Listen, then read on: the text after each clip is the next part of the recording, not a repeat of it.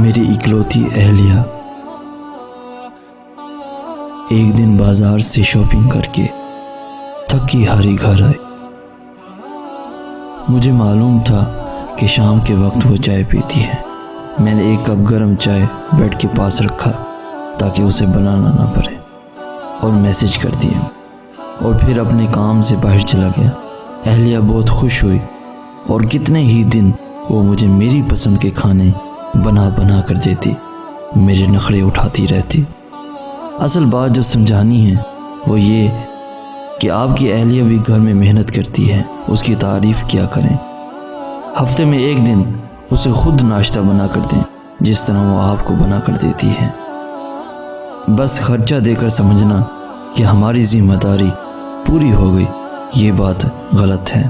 یاد رکھیں، محبت بانٹنے سے رشتے مضبوط ہوتے ہیں، پیسے دینے سے نہیں۔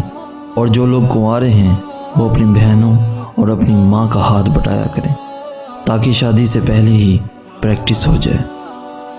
شادی صرف جسمانی تعلق کا نام نہیں، بہت بڑی ذمہ داری کا نام ہے۔